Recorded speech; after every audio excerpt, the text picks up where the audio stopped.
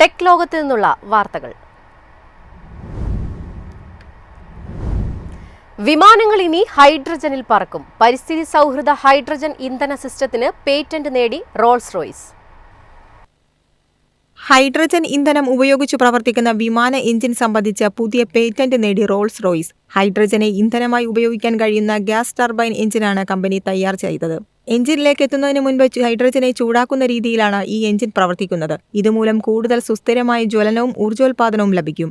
Sirius jet എന്നു പേരുള്ള ലോകത്തെ ആദ്യത്തെ ഹൈഡ്രജൻ അധിഷ്ഠിത വെർട്ടിക്കൽ ടേക്ക് ഓഫ് വിമാനം കഴിഞ്ഞ വർഷം പുറത്തിറക്കിയിരുന്നു. സ്വിറ്റ്സർലൻഡ് ആസ്ഥാനമായുള്ള സിറിയസ് ഏവിയേഷൻ ലിമിറ്റഡ് ആയിരുന്നു ഇതിന്റെ നിർമ്മാതാക്കൾ. ഡിസൈൻ വർക്ക്, സ്റ്റോബർ ഗ്രൂപ്പ് എന്നീ സ്ഥാപനങ്ങളുടെ സഹായത്തോടെ രൂപകൽപ്പന ചെയ്ത് നിർമ്മിച്ചതാണിത്. വികിരണം തീരെയില്ലാത്ത ഈ വിമാനം 30,000 അടി വരെ ഉയരത്തിൽ പറക്കും. മണിക്കൂറിൽ 323 മൈൽ വേഗത്തിൽ പറക്കാനുള്ള ശേഷിയും ഇതിനുണ്ട്. 3 യാത്രക്കാരെ വഹിക്കാൻ ശേഷിയുള്ള ഈ വിമാനം തീരെ ചെറിയ തോതിലുള്ള ശബ്ദം മാത്രമാണ് പുറപ്പെടുവിക്കുക. പ്രായോഗികമായി നടപ്പാക്കാനായാൽ മികവുറ്റതും മലിനീകരണ തോത് തീരെയില്ലാത്തതുമായ ഒരു ഇന്ധനമാണ് ഹൈഡ്രജൻ. റോൾസ് റോയ്സ് നിലവിൽ ഹൈഡ്രജൻ എഞ്ചിൻ സാങ്കേതികവിദ്യയുടെ ഗ്രൗണ്ട് ടെസ്റ്റുകൾ നടത്തുകയാണ്. അടുത്ത ഘട്ടത്തിൽ ഫ്ലൈറ്റ് ടെസ്റ്റിംഗിലേക്ക് കടക്കാനാണ് കമ്പനി പദ്ധതിയിടുന്നത്. 2030കളുടെ മധ്യത്തോടെ ചെറുതും വലുതുമായ വിമാനങ്ങൾക്കായി ഹൈഡ്രജൻ എഞ്ചിനുകൾ വിപണിയിൽ കൊണ്ടുവരിക എന്നതാണ് ലക്ഷ്യം. News desk Myfin TV.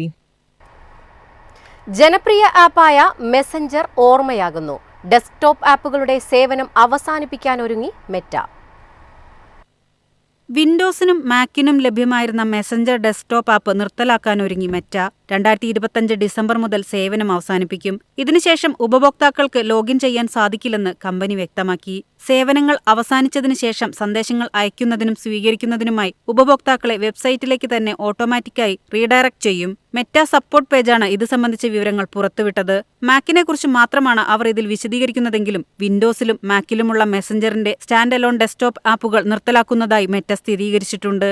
ഉപഭോക്താക്കളുടെ ചാറ്റ് ഹിസ്റ്ററി സ്റ്റോർ ചെയ്യുന്നതിനായുള്ള ശ്രമങ്ങളും മെറ്റ തുടങ്ങിയിട്ടുണ്ട്. ഇതിനായി സെക്യൂർ സ്റ്റോറേജ് ആക്റ്റീവ് ആക്കാനും കമ്പനി നിർദ്ദേശിക്കുന്നു. മെസഞ്ചർ ആപ്പിൽ നിലവിൽ ഉപയോഗിക്കുന്നവർക്ക് സേവനങ്ങൾ നിലയ്ക്കുന്നതിനു മുൻപ് ഒരു ഇൻ ആപ്പ് അറിയിപ്പ് ലഭിക്കും.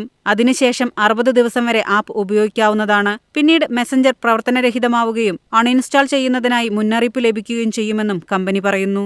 News desk Myfin TV. Zoho mail വ്യാപകമാക്കാൻ കേന്ദ്ര സർക്കാർ. സ്വകാര്യ കമ്പനിയെ ഏൽപ്പിക്കുന്നത് നയങ്ങൾക്ക് വിരുദ്ധമെന്ന് വ്യാപക വിമർശനം.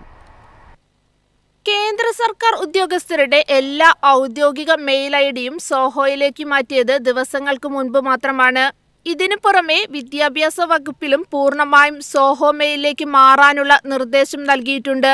വിദേശ സോഫ്റ്റ്വെയറുകളുടെ ആശ്രിതത്വം കുറയ്ക്കാനും പൂർണ്ണമായും ഇന്ത്യയിൽ നിർമ്മിച്ച സോഫ്റ്റ്വെയറുകൾക്ക് പ്രാധാന്യം നൽകാനുമാണ് ഈ നീക്കം. സോഹോ വഴി മാത്രം ഇനി ഡോക്യുമെന്റുകൾ നിർമ്മിക്കാനും പങ്കുവയ്ക്കാനും പ്രസന്റേഷനുകൾ അടക്കം സോഹോ വഴിയാക്കാനുമാണ് കേന്ദ്ര സർക്കാർ നിർദ്ദേശം. എന്നാൽ ഈ നീക്കം കാലങ്ങളായി രാജ്യം കൈക്കൊണ്ടുവന്ന നയങ്ങൾക്ക് എതിരാണെന്ന വിമർശനവും ശക്തമാണ്. ഓപ്പൺ സോഫ്റ്റ്വെയർ സിസ്റ്റങ്ങളിൽ നിന്നും ഒരു കമ്പനി കൈകാര്യം ചെയ്യുന്ന ക്ലോസ്ഡ് ആയ ഒരു സോഫ്റ്റ്വെയറിലേക്ക് മാറുന്നതാണ് വിമർശനത്തിനിടയാക്കിയത്. എന്നാൽ രാജ്യത്തിന്റെ സ്വന്തം സോഫ്റ്റ്വെയർ എന്ന ഖ്യാതി, പരമാധികാരം എന്നതിനപ്പുറം നിയന്ത്രണം, സുരക്ഷ തുടങ്ങിയവയിൽ വലിയ ആശങ്കയുണ്ടാക്കുന്നതാണെന്ന് ടെക് വിദഗ്ധർ പറയുന്നു. ഒരൊറ്റ പ്രൈവറ്റ് പ്ലാറ്റ്ഫോമിനെ മാത്രം ആശയവിനിമയങ്ങൾക്ക് ഉപയോഗിക്കുന്നത് കാലങ്ങളായി രാജ്യം കൈക്കൊണ്ട ഓപ്പൺ ടെക്നോളജി പ്രക്രിയയ്ക്ക് വിരുദ്ധമാണെന്നും വാദമുണ്ട്.